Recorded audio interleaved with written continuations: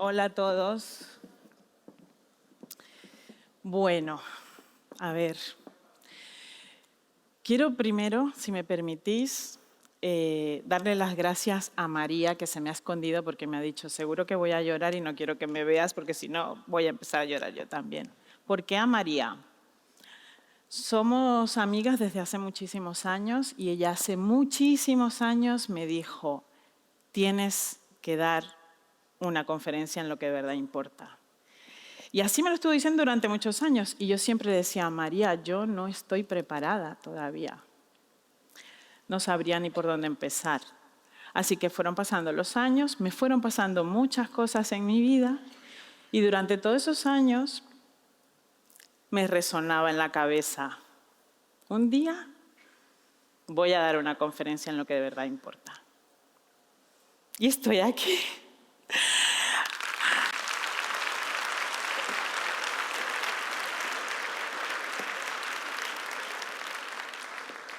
Así que sí, a veces los sueños, cuando trabajas y pones el foco, lo consigues. También quiero dar las gracias a todos, a vosotros que estáis aquí, que habéis vuelto después del descanso, y a todas las entidades y organizaciones que hacéis que esto sea posible. Bueno, yo le he dado muchas vueltas a esta conferencia, qué mensaje quiero lanzar, por dónde quiero empezar, porque, bueno, he tenido una vida que luego lo iréis viendo, un poquito movida, revuelta, a pesar de que todo el mundo me dice que soy una persona muy calmada y muy tranquila. Aquí es donde estoy, se me sale el corazón, pero bueno, aquí estamos, echándole valor y perdiendo el miedo. Y todos me conocéis, pues, por el trabajo que hacemos en la Fundación, pero sobre todo, por encima de todo, por ser la madre de Quique.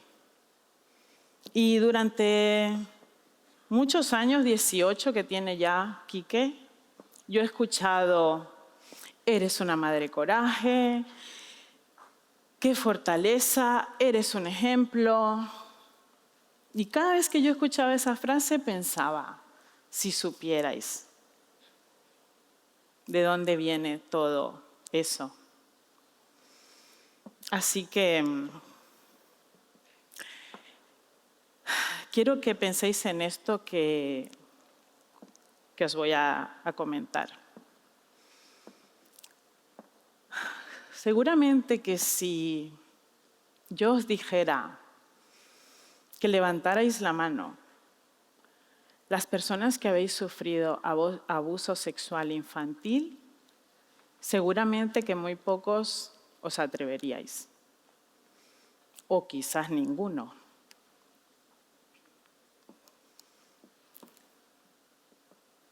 Pero quiero que penséis en esto.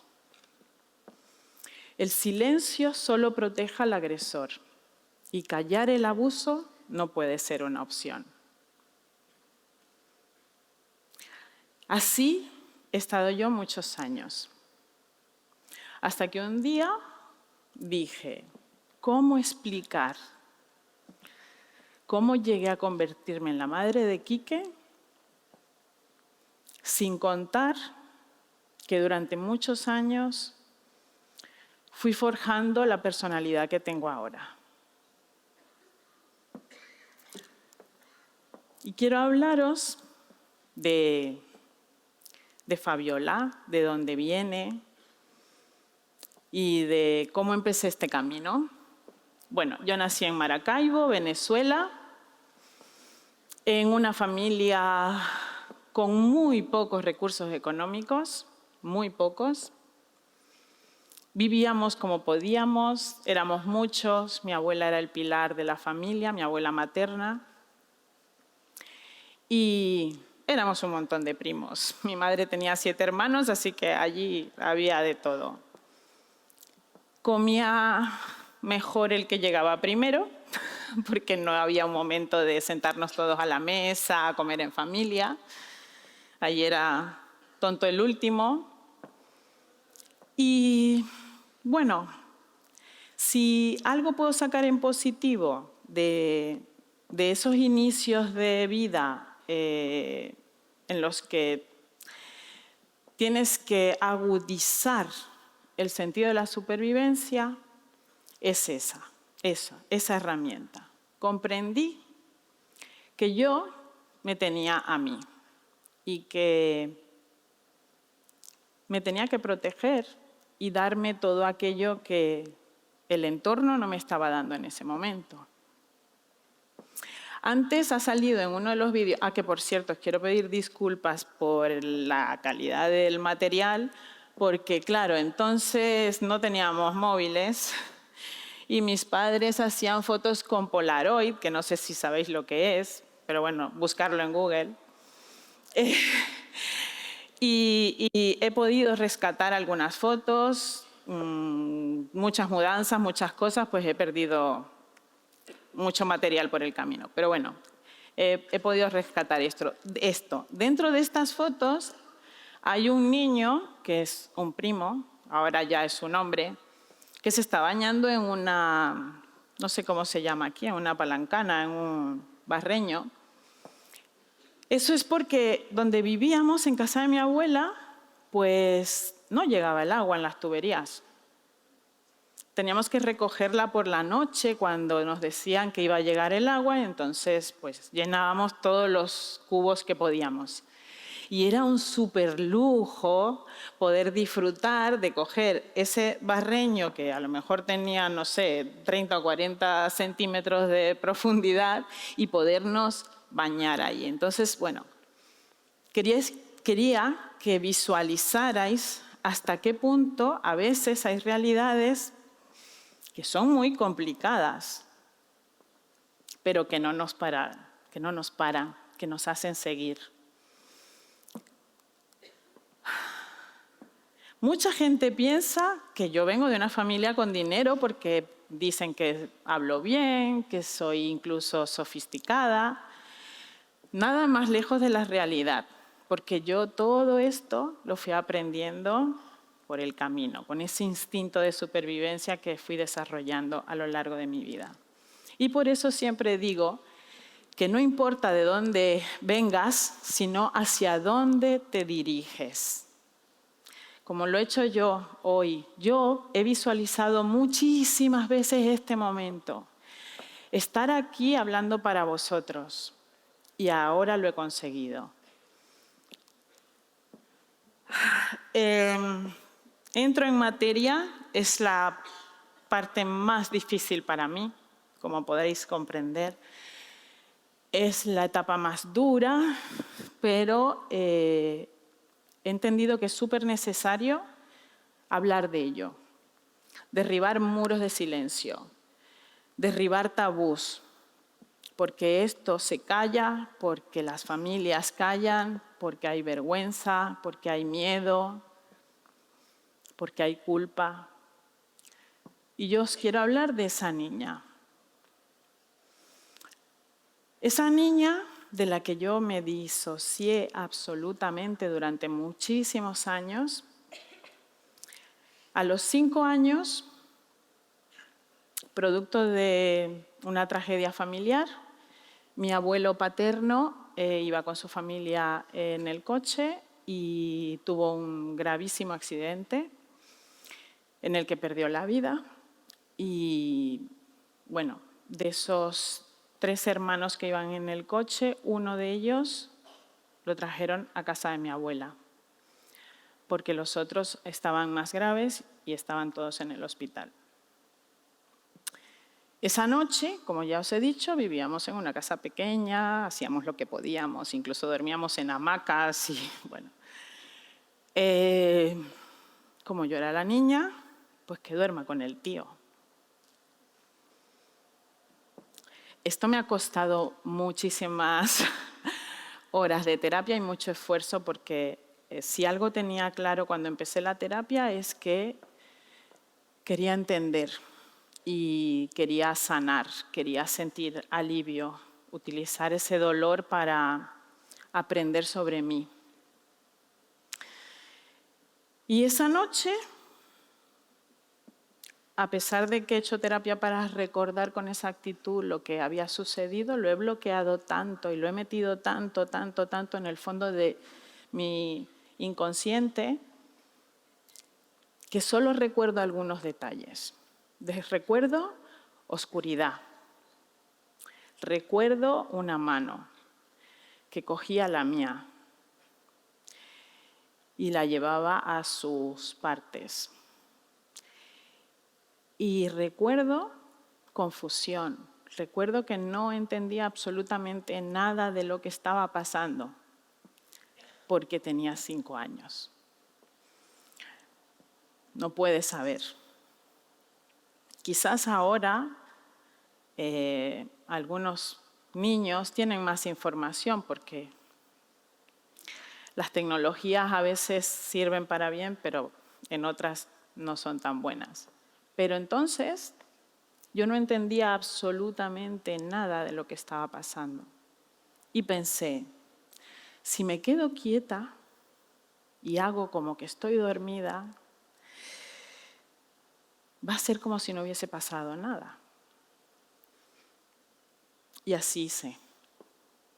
Me quedé quieta, la noche pasó, al día siguiente yo hice como si no hubiese pasado nada y mi tío, por supuesto, también hizo como si no hubiese pasado nada. Bueno, el tiempo fue pasando. Es verdad que ya no vivía con nosotros, entonces los episodios no se repetían con tanta frecuencia, pero eso se me había quedado clavado, aunque yo intenté borrarlo. El tiempo va pasando y siguen pasando episodios a lo largo del tiempo. Otro recuerdo que tengo es a los 7 años. Este ya es un poco más vívido, lo tengo más fresco. Y me costó, pues, un trauma. Fijaros lo que os estoy diciendo. Ya tenía que haber tenido el trauma, pero en mi conciencia, mi trauma, uno de esos traumas empezó en ese momento. Con 7 años, yo ya sabía que lo que estaba pasando no estaba bien. Pero como también me había pasado antes, decía, ¿y ahora yo? ¿Cómo lo voy a contar? Me daba vergüenza, porque la culpa no viene hasta después. Me daba muchísima vergüenza. Y callé otra vez. Volvió a pasar el tiempo y bueno, tengo recuerdos así muy sueltos de situaciones, de juegos, de mano, de que parecía que estaba que guay el tío, pero no era guay. Utilizaba cada momento para abusar de mí.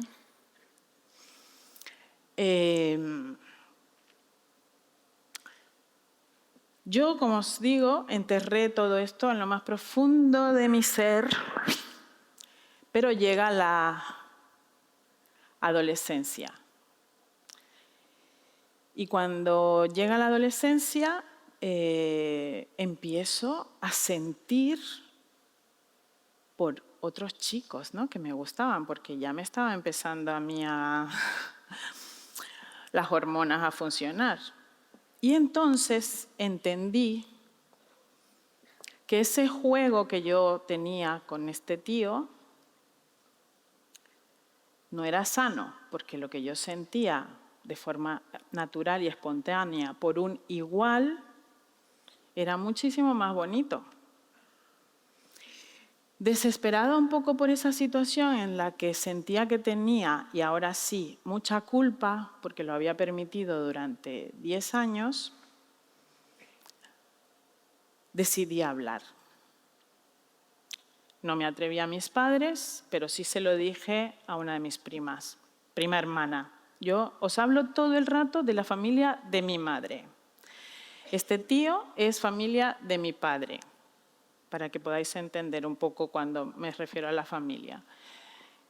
Se lo cuento a mi prima.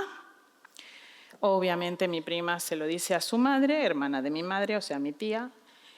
Y la noticia, pues, llega a oídos de mis padres. Siguiente trauma. mis padres con esta información no se les ocurre nada mejor que enfrentarnos a mi tío y a mí en una discusión de mis padres, él y yo. Yo ya tenía 15 años y, bueno, más o menos pensaba que me podía defender, pero no. Mis padres pues dijeron, bueno, ¿aquí qué está pasando? ¿Esto qué es? Y él, con toda su cara dura, como decimos aquí, dijo, eso es mentira. Ella está enamorada de mí. Yo sentí tanta vergüenza delante de mis padres que no me atreví a decir, es que esto lleva pasando mucho tiempo. Mi madre siempre fue una mujer muy dura conmigo, mucho. Ella a día de hoy todavía sigue pensando que tengo que ser fuerte, independiente y que nada puede conmigo y esas cosas. Que tengo que decir que se lo agradezco, porque realmente me fue educando en esa disciplina de autoexigencia y de independencia. Nunca me sobreprotegió, obviamente. Así que en ese conflicto, donde él lo niega y yo me avergüenzo, mi padre pues lo coge, se lo lleva a su casa, se lo lleva en el coche y mi madre pierde los nervios y no se le ocurre nada mejor que zurrarme. Lo que entonces era habitual porque yo había crecido normalizando eso. Obviamente, después de eso, a mí ni se me ocurría explicarle lo que había sucedido. O sea, mi familia era territorio hostil. Me tenía que proteger incluso de ellos. Así que, bueno, como os he dicho, ya tenía 15 años y en ese momento digo, vale, Fabiola, estás sola, te tienes a ti misma. Y me fui alejando de mis padres. Poco a poco, emocionalmente, fui desconectando muchísimo de ellos. Me fui haciendo a mí misma, yo me monté mi historia mental, me contaba mi película y empecé a borrar todo lo que había pasado. Y sí, me hice fuerte, me hice muy fuerte. Estudiaba. Tuve, no sé si el don de tener mucha capacidad de comprensión. Así que yo leía y me quedaba rápidamente con todo lo que aprendía. No fui una estudiante que me costara mucho partirme los cuernos para sacar buenas notas. Y hubo un momento en el que yo ya lo que quería era dejar todo atrás y pienso, así me vino de repente, yo no sé cómo, pero de repente pensé, quiero estudiar medicina. Y empecé. Y una vez más, casi sin darme cuenta, conseguí plaza en la Facultad de Medicina. Ya había pasado mucho tiempo y bueno, aunque aquí me veis que el look es un poco de esa época, bueno, pues vieron potencial en mí y yo me ganaba un poquito de dinero trabajando como azafata. A veces estaba en congresos, a veces promovía marcas, bueno, y hacía lo que podía para ganarme un dinerito, para mantenerme a mí y también para ayudar a mi familia. Y esto, que durante mucho tiempo lo vi como un lastre, ¿no? El tener que ayudar a mi familia, porque yo sí veía que otras familias ayudaban a sus hijos y a mí me pasaba al revés. Pensé, yo no me puedo desviar, porque yo tengo una responsabilidad. Yo no puedo perder el tiempo. Yo tengo que trabajar, tengo que ganar dinero, tengo y así. Bueno, pues hago corto esta parte, voy a un congreso, ya estaba estudiando, me estaba preparando para entrar en la Facultad de Medicina y en uno de los congresos, en un hotel, se me acerca un señor y me dice que si quiero participar en el Miss Venezuela.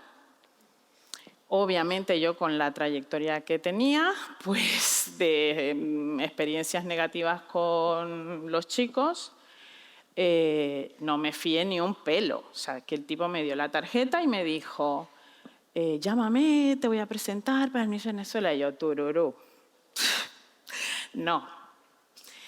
Sigue pasando el tiempo y otra vez vuelve a decírmelo una persona más que sí quería participar en Miss Venezuela. Pero esta vez era una mujer, una señora que tenía una agencia que había estado en el Miss Venezuela también. Y me dice, ¿quieres participar en Miss Venezuela? Y yo, con este instinto de supervivencia que os estoy comentando, pensé, 2 veces la misma oportunidad, aquí hay algo. Y dije, vale, voy a aparcar los estudios de medicina, cosa que no me siento nada orgullosa y me arrepiento un montón. Voy a aparcar los estudios, ya los retomaré, voy a ver qué me depara esta oportunidad. Y me atrevo a participar en el Miss Venezuela. Y finalmente, Miss Zulia, Fabiola Martínez.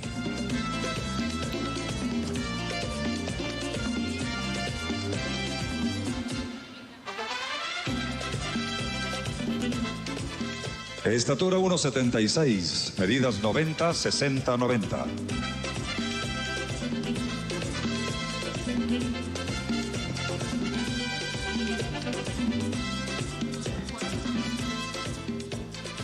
Ese ha sido... Bueno, a mí me da un poco de vergüenza esto, pero bueno, me dijeron, por favor, tienes que mostrar la etapa del Miss Venezuela. Bueno, yo llego a Caracas, primera vez que me montaba en un avión. Ahí tenía, me parece que unos 18, 19 años. Y yo nunca había estado en la capital, o sea, iba totalmente cateta total.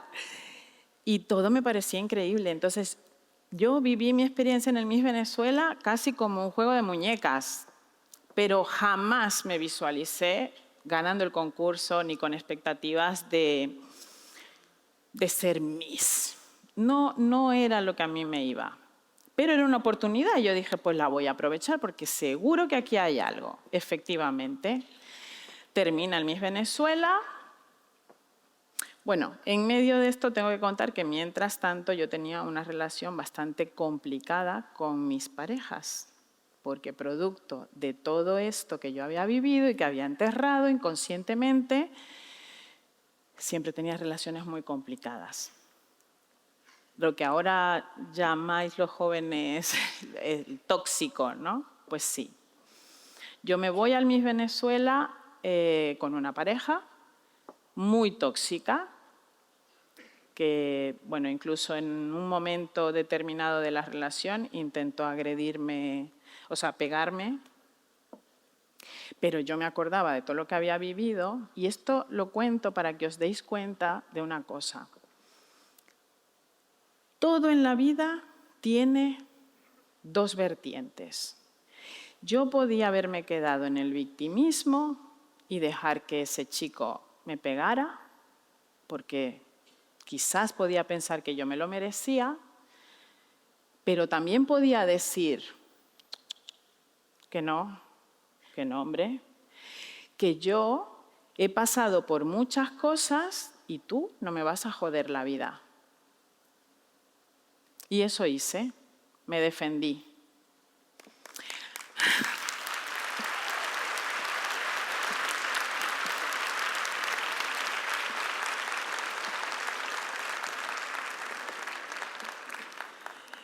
Y yo crecí, porque en ese momento me di cuenta que yo podía.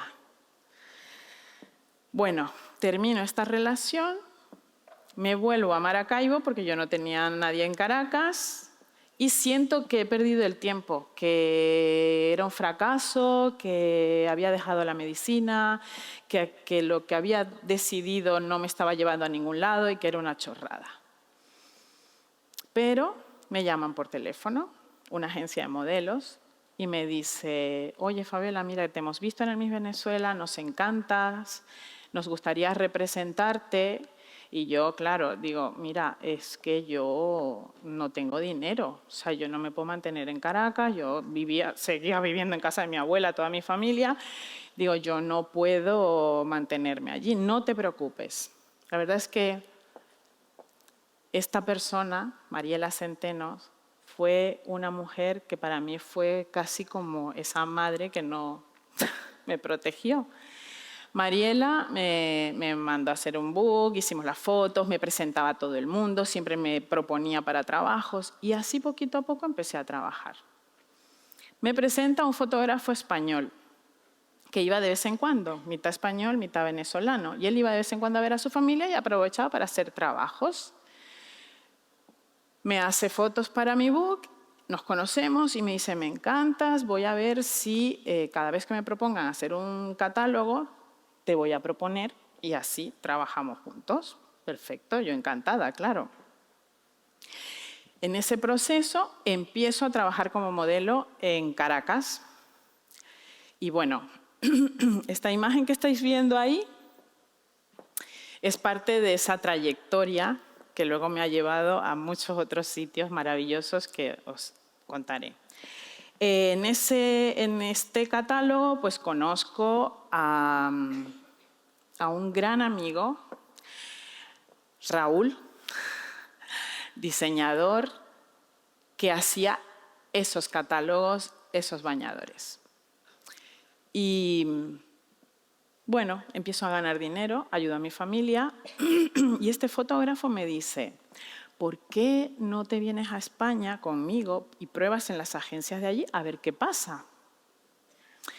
Claro, yo ya venía escaldada de todo lo que me había pasado, más el novio este tóxico, decía, a ver por dónde van a ir los tiros.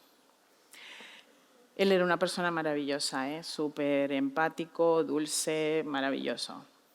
Bueno, tanto fue así que yo me vine a España con él. Él fue el que me llevó a las agencias y luego nos casamos. Fue mi primer marido. Con él pues no funcionó, pero yo seguí trabajando. Me dio la oportunidad de estar aquí. Viajé por muchos sitios de Europa, tuve agencias en muchas ciudades de Europa. Seguí ayudando muchísimo a mi familia y en toda esa etapa de modelo conozco, trabajando nuevamente, a otro señor, que es por el que muchos me conocéis, porque es una persona muy conocida, presentador, cantante. Su nombre es Bertín Osborne. Empezamos una relación. Al principio yo la verdad es que jugaba porque estaba muy centrada en mi trabajo y viajaba muchísimo. Pero bueno, la relación se va formalizando, nos casamos y llega mi momento, el gran momento. Mi vida cambió totalmente. Me convierto en madre. Me quedo embarazada muy rápido, de hecho era uno de los objetivos, porque como yo ya había estado casada, pensé, ¿casarme otra vez? ¿Qué sentido tiene? No me hace ninguna ilusión, yo estoy muy bien como estoy, pero sí es verdad que quería ser madre dentro de un matrimonio. Así que, nos lo planteamos y volvió otra vez a pasar aquello que yo había soñado. Me convierto en madre.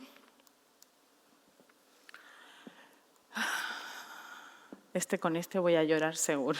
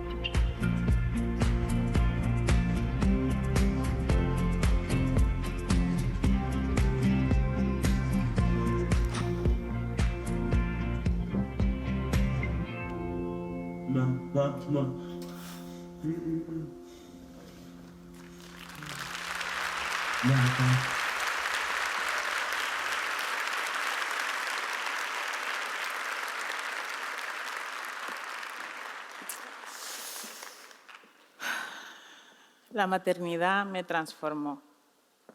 ¿Por qué?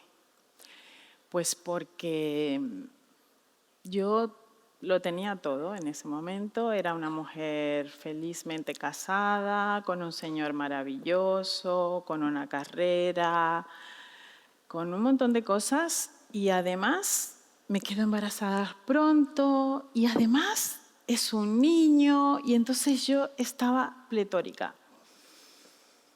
Y a los 6 meses y medio me pongo de parto, prematuro, sufrimiento fetal.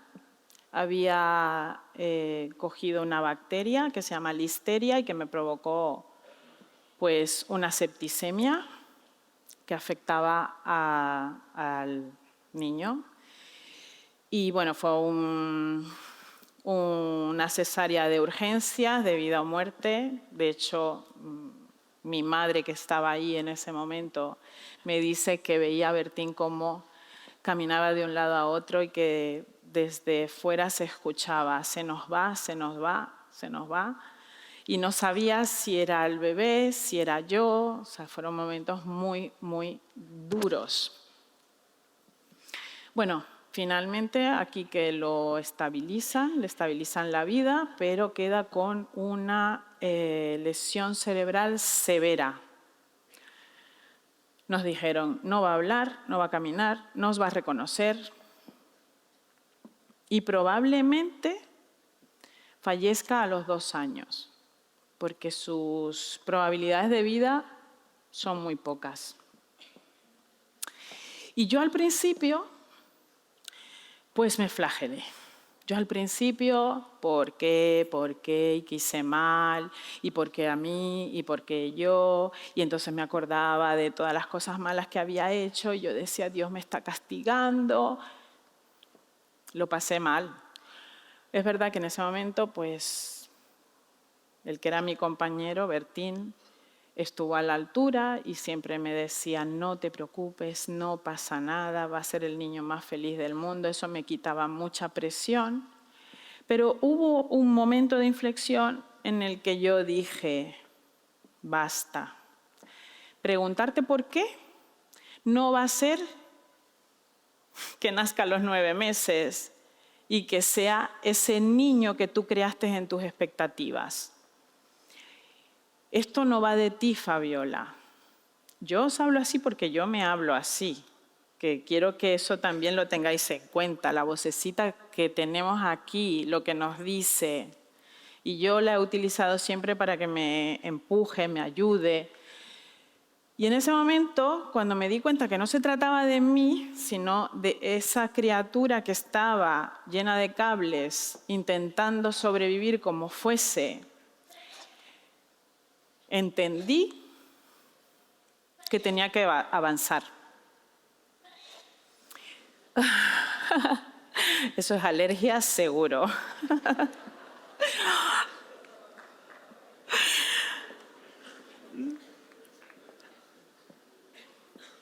Bueno, entendí que no iba de mí, que iba de esa criatura que estaba ahí luchando por la vida. Y entonces cambié el foco. Y mi empeño era darle todas las herramientas para que él sobreviviera y se desarrollara en su máximo potencial. Y empecé un camino también otra vez difícil. Mucha terapia, nos fuimos a Estados Unidos, trajimos a los americanos aquí, hacíamos de todo, lo contábamos a muchas familias a través de las revistas. Y todo eso, pues la gente nos escribía, ¿cómo estáis haciendo con Quique que se le ve mejor, que está súper bien, tal? Nos llevó a otro punto que fue, sin darme cuenta, el propósito. Poco a poco se fue formalizando todas esas ayudas, que eran ya muchísimas y que no sabíamos cómo canalizar, y creamos la fundación, que entonces era Fundación Bertín Osborne. La fundación empezó pues con 2 personas, pero íbamos viendo todas las necesidades que tenían las familias. Y yo estaba entre la fundación, que me llenaba muchísimo, me enseñaba muchísimo y que yo la utilizaba también como terapia, y ayudar a mi hijo a que se desarrollara. Me vuelvo a quedar embarazada. Y pienso, Dios, ¿cómo me voy a repartir entre ser madre de Quique y volver a ser madre? Porque Quique me absorbía mucho tiempo. Pero lo hice. Conseguí aprender a ser madre de 2 maneras diferentes. De un niño que necesitaba muchísima atención y otro que luego me ha enseñado la generosidad y la bondad en su máxima expresión, porque ha sido un gran hermano, cediendo su tiempo y su atención al que más lo necesitaba.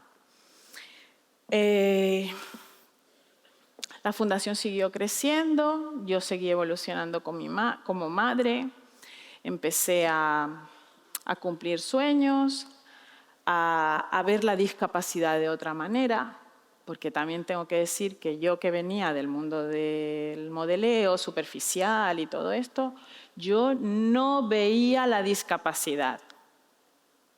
No la veía. Era ciega a la discapacidad. Y cuando nació Quique me enseñó un mundo. Un mundo no solo a nivel personal, de todo lo que personas como Quique vienen a enseñarnos, ¿no? Y a hacer que nosotros seamos mejores personas, sino también muchas otras realidades que vivían otras familias que lo estaban pasando muy mal. Entonces me volqué muchísimo en la fundación. Pasan los años y mi matrimonio se termina. Se acaba el amor, como decía, ¿quién era? Rocío Jurado, ¿no? Se acaba el amor, nos separamos y en ese momento pues me entró vértigo terrible, porque ya habían pasado casi 20 años de relación en la que yo no había tenido mucho recorrido profesional y solo me había dedicado a ser madre y esposa. Entonces, por decisión propia, tengo que decir que ahora con el tema del feminismo hay que tener mucho cuidado, que también es una elección ser madre y ama de casa. Pero bueno, nunca dejé de trabajar, siempre hacía cosillas, pero no estaba tan entregada como ahora. Me separo y veo que, bueno, tengo que coger las riendas de mi vida, que tengo mucho miedo, mucho vértigo, no sabía por dónde empezar, me empiezo a replantear todo y en todo este barullo mental que tenía, vuelve a surgir otra vez la niña de los 5 años. Se me pone el mundo otra vez patas arriba y igual que María me decía, tienes que dar una conferencia, tienes que dar una conferencia. Había 2 editoriales que llevaban un montón de tiempo detrás de mí diciéndome que por favor escribiera un libro de esa madre coraje que yo era, ¿no? Soy yo qué sé, que no me gusta nada el término de madre coraje, pero bueno, es para que lo entendáis. Y yo decía, no puedo, todavía no puedo, pero cuando se me revuelve todo el mundo y tengo que empezar otra vez de cero, personalmente, digo, es que yo tengo una asignatura pendiente. Y hay muchas personas que me preguntan, ¿por qué lo cuentas ahora? Pues porque ahora estoy preparada para ello. Porque ahora es el momento, y la vida es así, cada uno tiene su momento. Y quiero que penséis una cosa. Yo me juego lo que sea, a que aquí hay muchas personas que también han vivido un abuso sexual infantil. Indistintamente de los chicos y chicas, es verdad que son más chicas que chicos, pero para que os hagáis una idea, esto es una realidad que está aquí, al lado, que está con nosotros, que convive con nosotros. 2 de cada 5 entre infancia y adolescencia sufren abuso infantil. indistintamente del sexo. Eso nos marca mucho. Si me permitís un consejo, que no soy mucho de dar consejos, porque creo que cada uno tiene su propia manera de aprender en la vida, pero bueno, si me lo permitís, os diría a los que sois jóvenes y habéis pasado por eso, buscar vuestro lugar seguro. Esa persona que sabéis que no os va a hacer daño, esa persona que sabéis que está ahí para ayudaros, que os quiere incondicionalmente, buscad ayuda.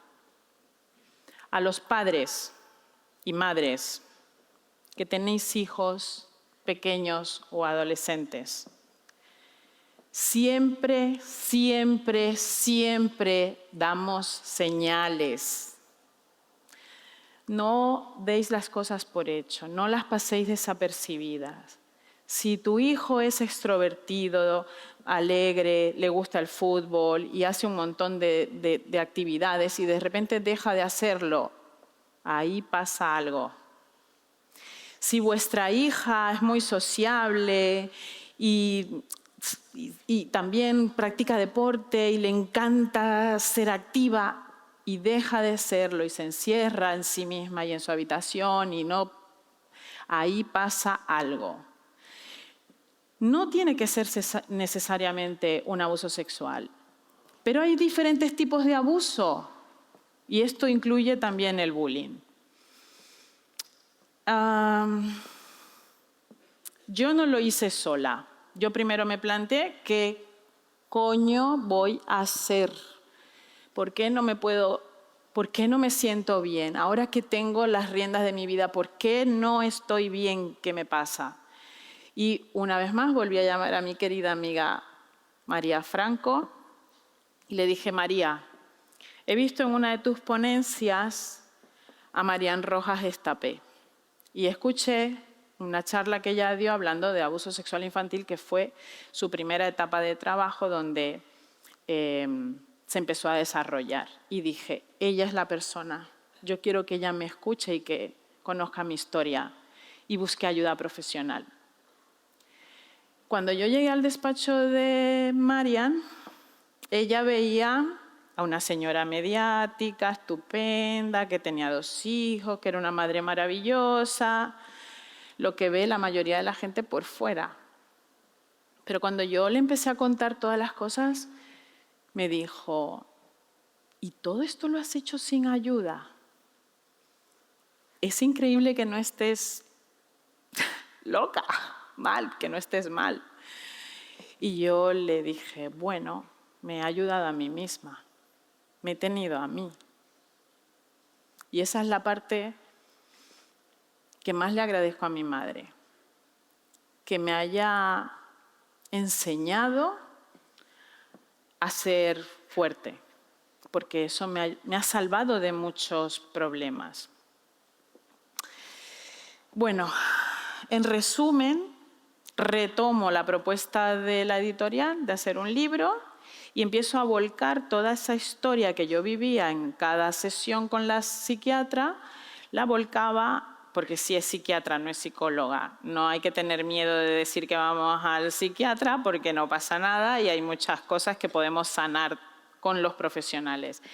Empiezo a volcar todas estas sesiones en uno y otro y otro y otro capítulo de mi libro.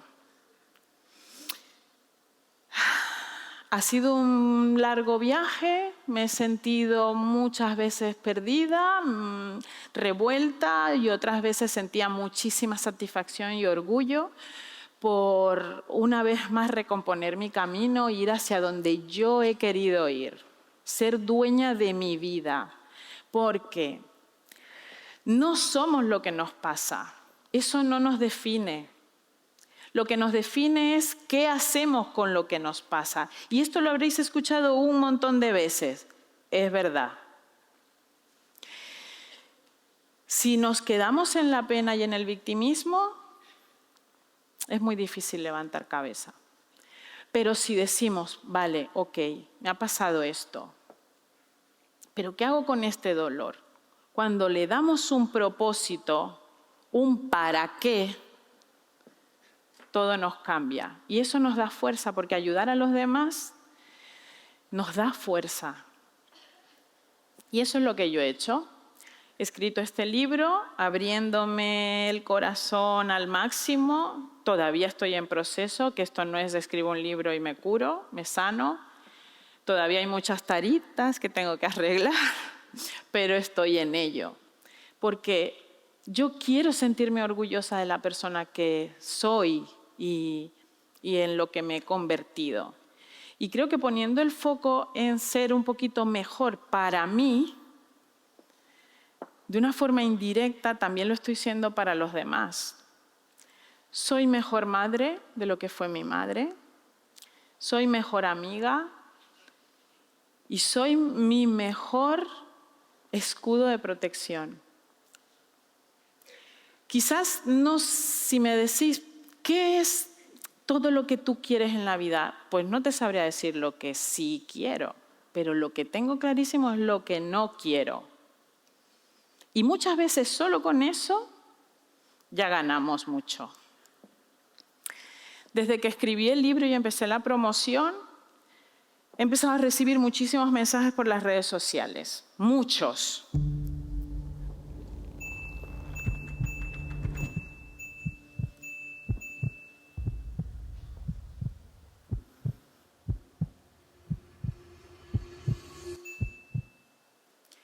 Es tan doloroso, se ha normalizado tanto, nos tachan de locas, de feministas, de exageradas, pero solo estamos rotas. Y aún así, mantenemos la esperanza de que algún día logremos sanar. Nos lo merecemos. Hay muchos niños y niñas que aún sufren en silencio. Me parece un crimen atroz, me desgarra el alma.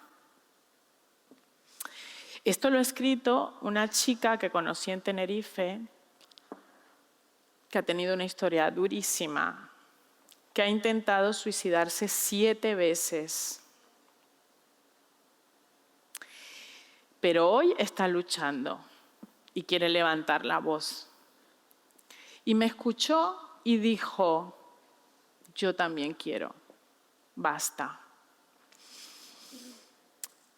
Si mi testimonio sirve para dar un pequeño empujón, para hacer sentir a quien está ahí en esa oscuridad que no está solo, yo ya me doy por satisfecha. Ese ha sido el para qué he escrito el libro y para qué lo estoy haciendo ahora. Porque ahora tengo las herramientas para poder ayudar. Eso alivia mucho.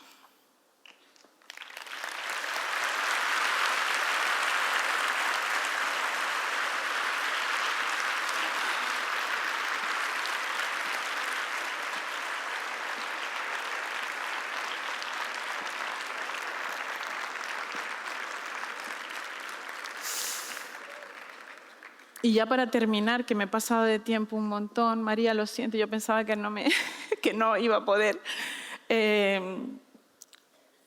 hablar tanto, pero sí. Quiero mostraros un vídeo de la Fundación.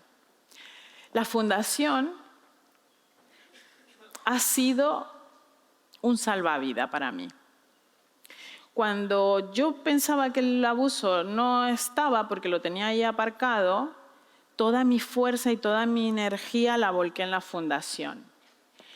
Y de algo oscuro, feo, malo, horrible, siempre puede salir algo bonito, algo maravilloso.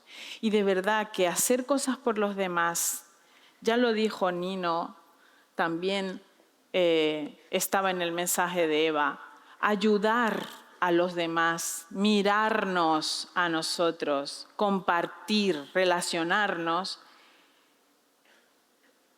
es un vicio, es, si me lo permitís, que sé que esta palabra igual, es una droga, es la mejor droga, la adrenalina, la satisfacción, los nervios, el orgullo, todo eso que te genera, el sentirte bien contigo mismo, esa es la mejor droga que podéis tomar. Os enseño un vídeo de la Fundación, que es de lo que, aparte de mis hijos, de lo que más orgullosa me siento. Dicen que en la vida todo tiene un propósito. Y con el nacimiento de Quique nosotros encontramos el nuestro a través de la Fundación, para ayudar a todas las familias que lo necesitan.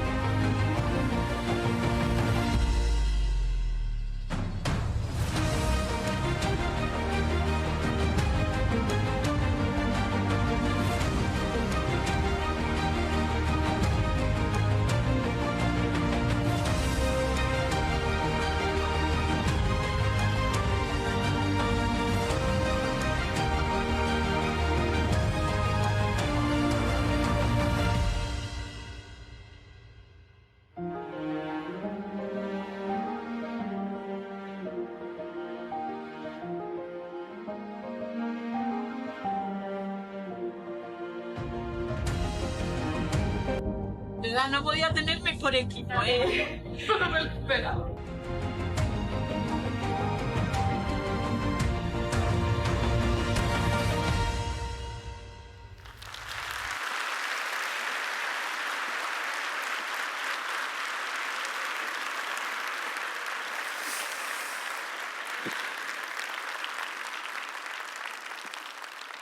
¿A qué mola?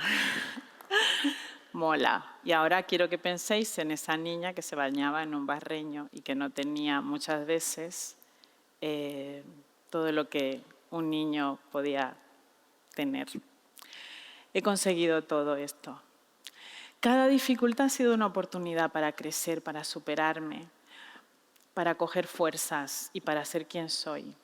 Y me siento muy orgullosa de ello y me encantaría que si mi historia os inspira, os sintáis orgullosos también vosotros, porque sois el futuro, porque podéis cambiar muchas cosas.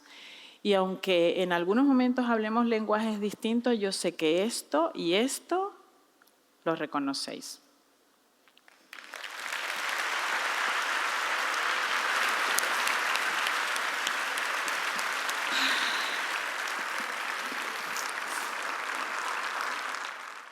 Muy bien.